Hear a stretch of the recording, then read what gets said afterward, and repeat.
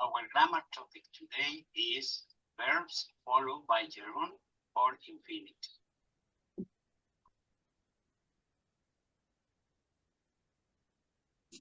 First of all, a reminder. A gerund is a verb with ing ending, while infinitive verbs are base forms with the preposition to at the beginning. Now let's focus on the two sentences we have here. One with an infinitive and the second with a gerund. The first one, I stopped to drink some coffee. The second, I stopped drinking coffee. Well, they are different in meaning. When we use the verb stop plus infinitive, means we stop one action and start another. On the other hand, if I use the verb stop plus gerund, means I stop doing that action forever.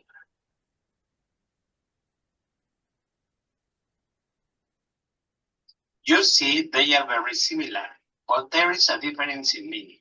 Let's see. Stop plus infinitive is used to interrupt an activity in order to do something else. So the infinitive is used to express the purpose of stopping. I stopped to talk with some friends. They stopped to have lunch at 12. But stop plus gerund means that an action in progress ends. There is no causal relationship between the two verbs. I stopped talking to those guys. I stopped working for them last year.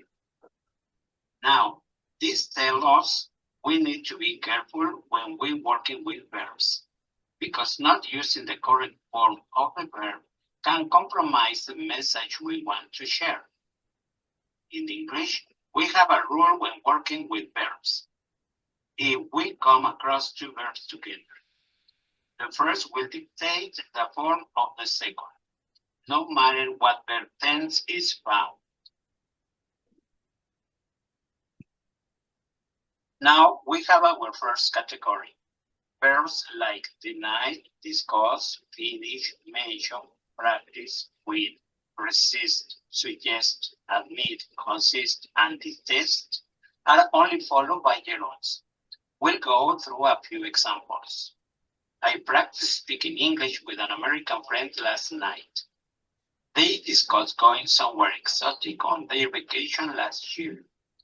Laura always denies being wild and crazy, but she really is.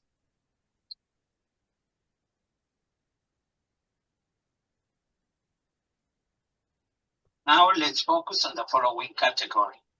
Phrases like insist on, feel like, be into, and worry about are only followed by gerund. Let's check some examples. I insist on making my own decisions. I always feel like going dancing. She's into going out to new foreign restaurants. He never worries about studying for his exams. Now let's talk about our next category. Verbs like ask, expect, happen, hope, intend, promise, persuade, would like, agree, want, need, and decide are only followed by infinitives. We'll go through a few examples. I hope to see you next week. She decided to stay at home. She wanted the children to learn to play the piano.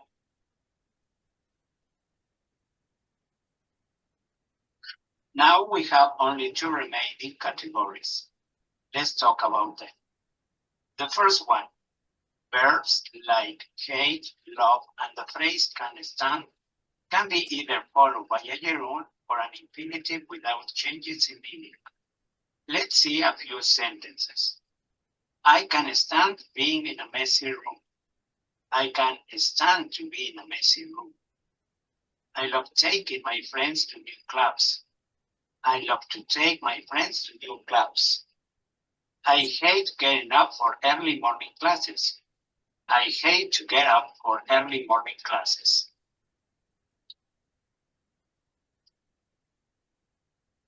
We can use both forms without problems. Now let's go to our last category. You may remember the verb stop that we saw at the beginning of our lesson, where the meaning differs as we use a gerund or an infinitive. Verbs like remember and regret belong to that category. Let's see an example with the verb regret. The verb regret plus infinitive is mostly used to introduce bad news in official communication. For instance, I regret to tell you that there are not rooms available. We regret to say that we cannot help you right now. When we use the verb regret plus gerund means the verb regret as it is, be sorry for. For example, I regret buying such an expensive car. I regret quitting my job.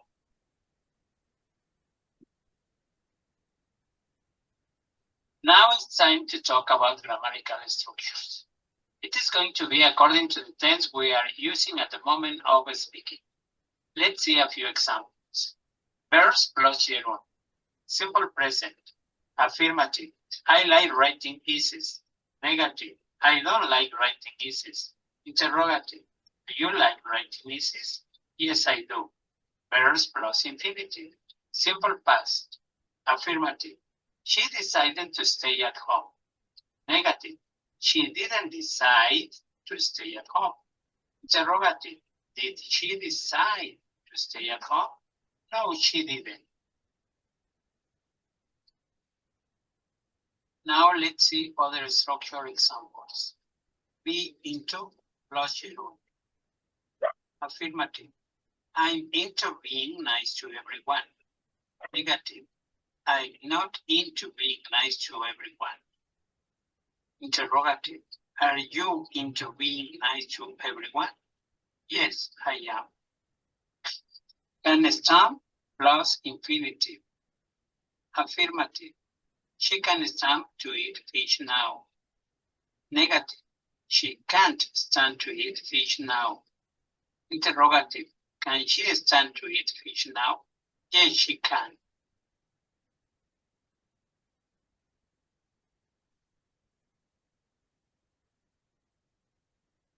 Thanks for watching this video.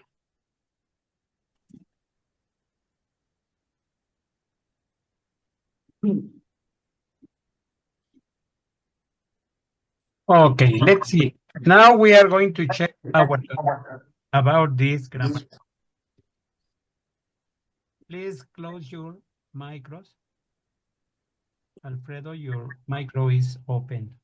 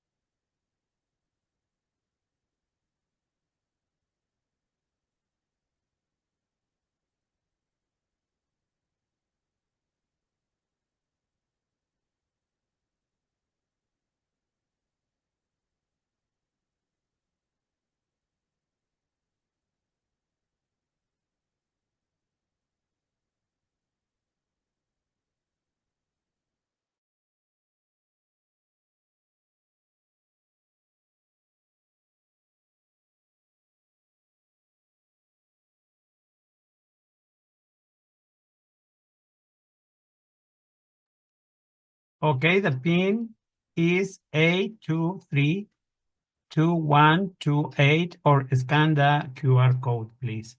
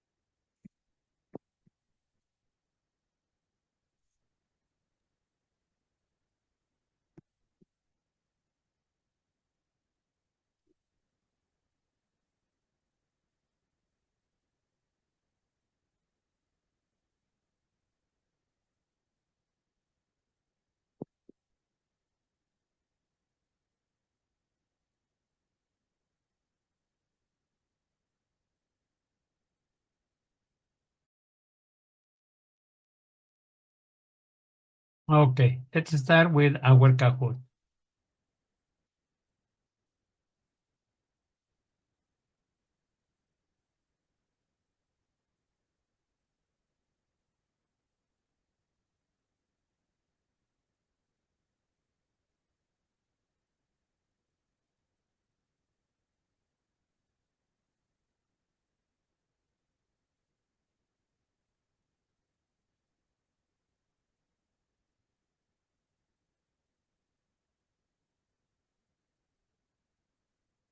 Okay.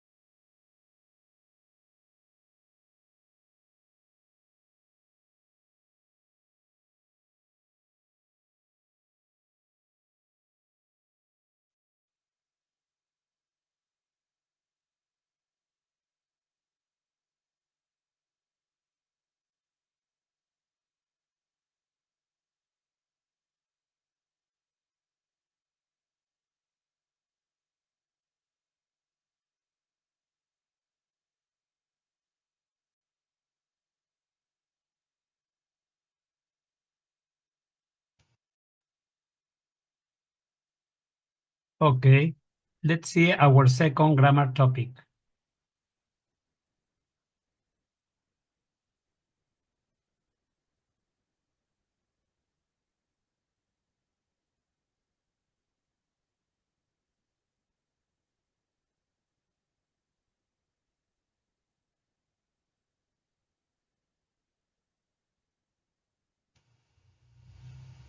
Dear students, today we will look at three common verbs: need to, want to, and have to. They are commonly used to talk about desire, necessity, and obligation. You need something, it is necessary. For example, we need food and water to live. When you want something, it is not necessary, but it is nice to have. For instance, you want a Porsche for a nice meal. Let's see them in detail.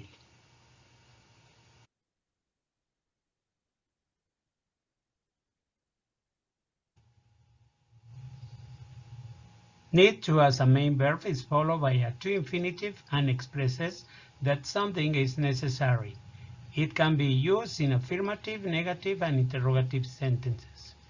When need to be have as a main verb, it is inflected. For example, it takes an S in the third person singular in the simple present. Let's see these examples. I need to talk to you about something. You need to study harder. He needs to play better next time. She needs to buy a new car. He needs to run every morning in the park. We need to get good results. You need to spend more time with your family. They need to find a job soon.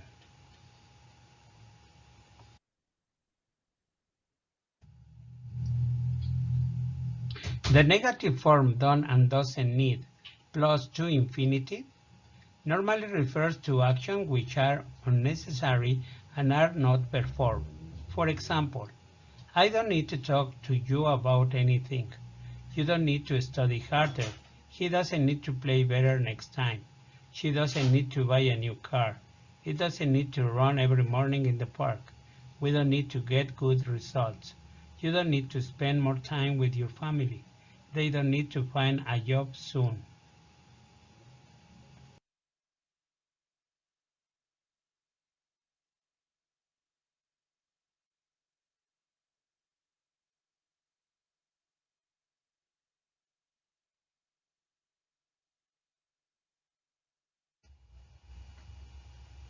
Need to as a main verb also occurs in interrogative sentences, where do and does is used at the beginning of the sentence.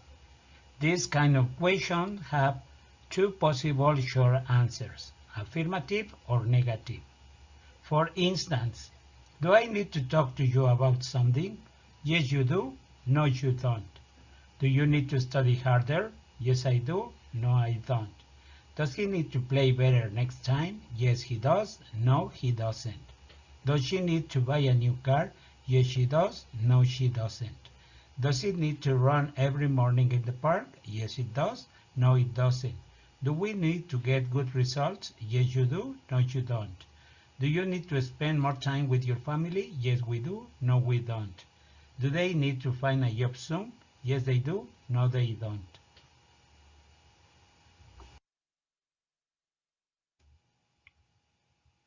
Now focus our attention on the past tense of the main verb need to, that is needed to. It is a regular verb that only adds ed at the end, and it is formed as follows. I needed to use the hair dryer.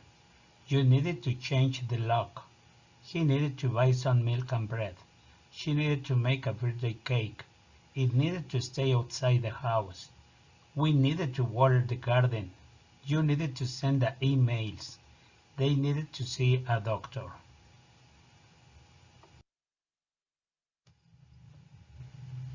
In the negative form, it is used with the auxiliary did and the particle not contracted. For instance, I didn't need to use the hairdryer. You didn't need to change the lock. He didn't need to buy any milk and bread. She didn't need to make a birthday cake. He didn't need to stay outside the house. We didn't need to water the garden. You didn't need to send the emails. They didn't need to see a doctor.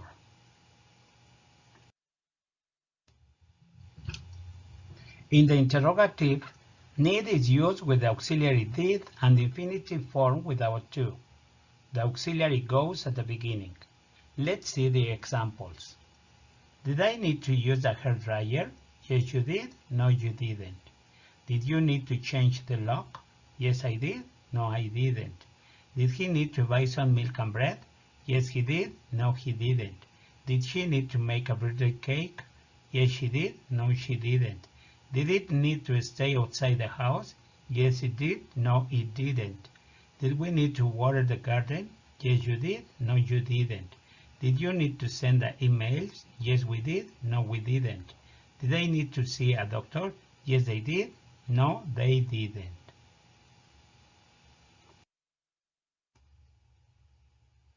Now let's talk about the verb want to.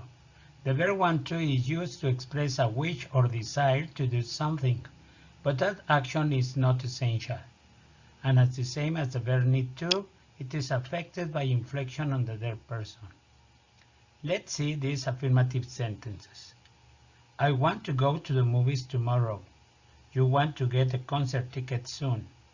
He wants to visit France with you. She wants to sell her old bike. It wants to jump that fence. We want to tidy our room before going out. You want to do the exam again next year. They want to find a job soon. To make a negative sentence with want to, you can use don't or doesn't plus the infinitive form of the verb. For example, I don't want to go to the movies tomorrow. You don't want to get a concert ticket soon. He doesn't want to visit France with you. She doesn't want to sell her old bike. He doesn't want to jump that fence. We don't want to tidy our room before going out.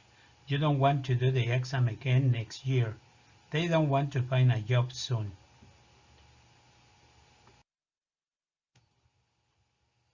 To make an interrogative sentence with want to, you can use do or does plus the subject and the infinitive of the verb. Let's see. Do I want to go to the movies tomorrow? Yes, you do. No, you don't. Do you want to get the concert ticket soon? Yes, I do. No, I don't. Does he want to visit France with you? Yes, he does. No, he doesn't. Does she want to sell her old bike? Yes, she does. No, she doesn't. Does it want to jump that fence? Yes, it does. No, it doesn't. Do we want to tidy our room before going out? Yes, you do. No, you don't. Do you want to do the exam again next year? Yes, we do. No, we don't. Do they want to find a job soon? Yes, they do. No, they don't.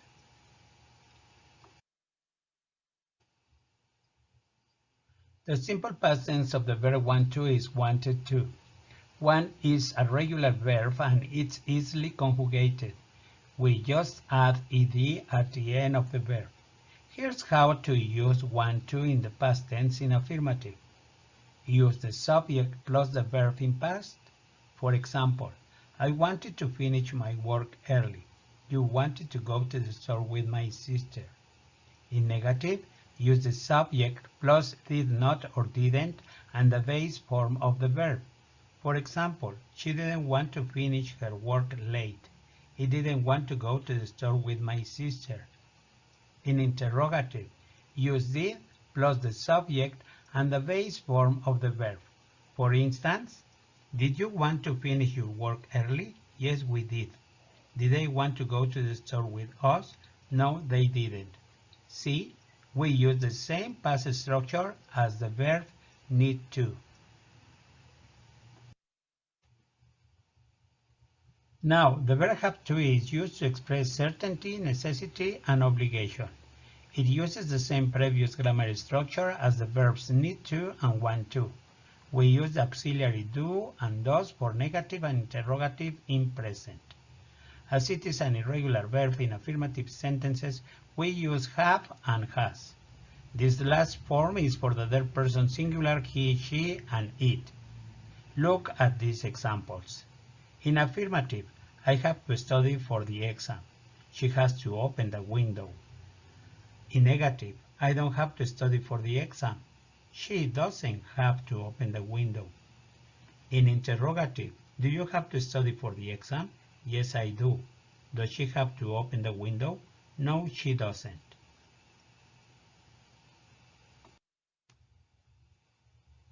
The past tense form of have to is had to. It is an irregular verb.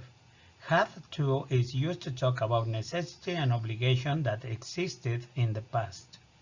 Here's how to use have to in the past tense in affirmative. Use the subject and the verb in its past form, had.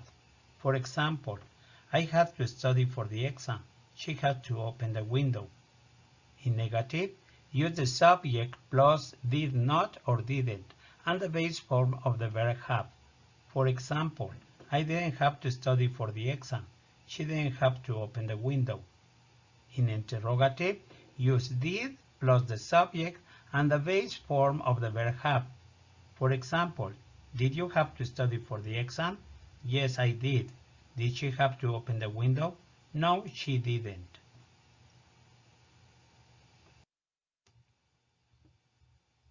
Thank you so much for watching this presentation.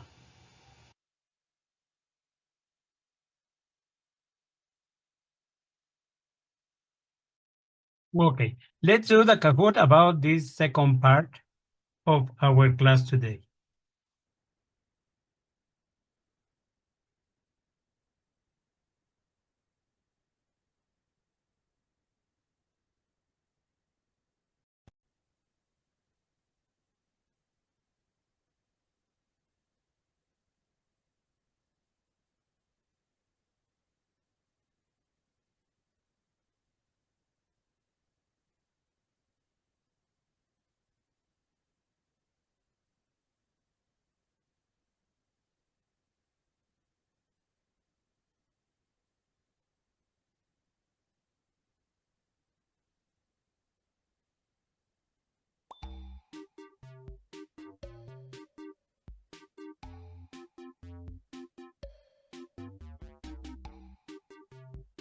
Okay, the pin for, okay, thank you.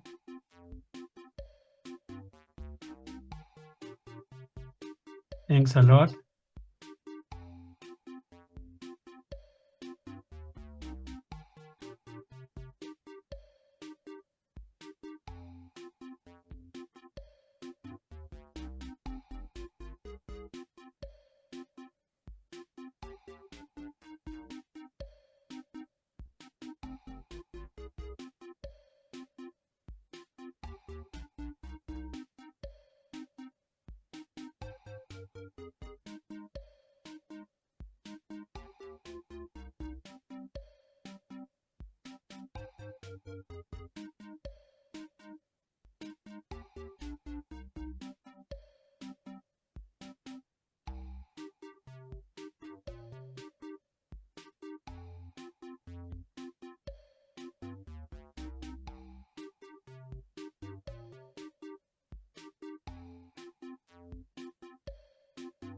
Okay, let's start.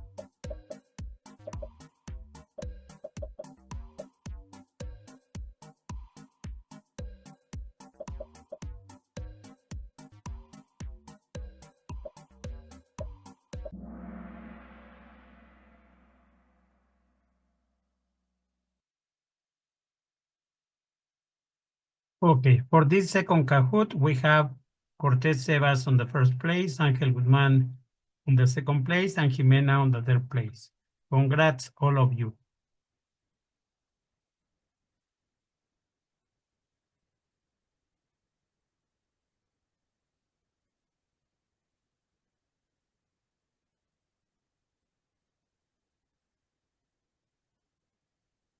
Okay, let's see. Do you have any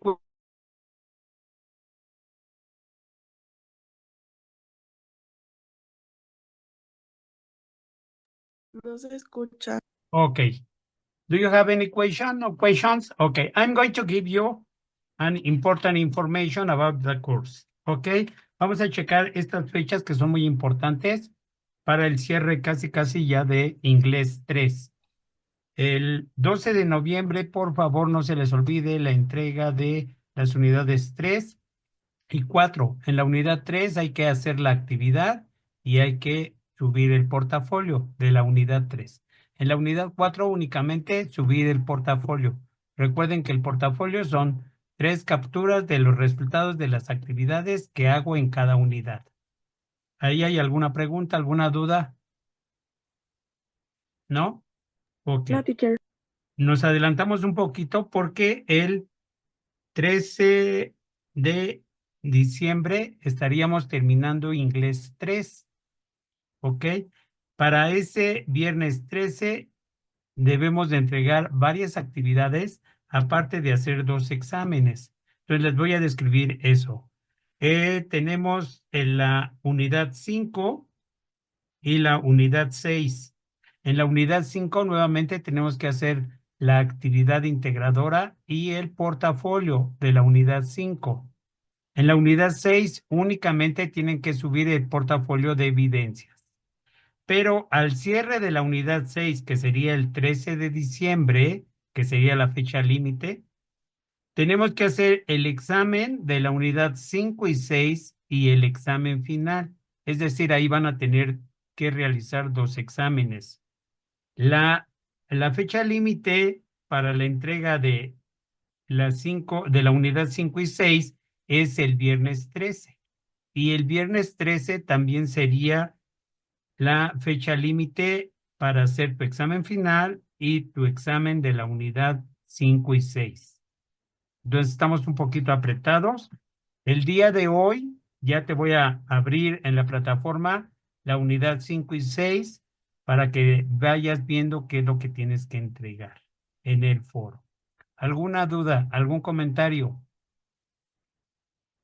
No, teacher.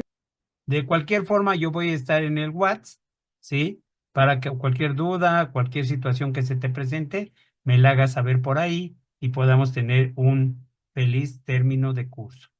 Porque en enero estaríamos empezando Inglés 4, ¿ok? Que es la segunda parte de tu curso total. Ok, see you, thank you so much, bye bye.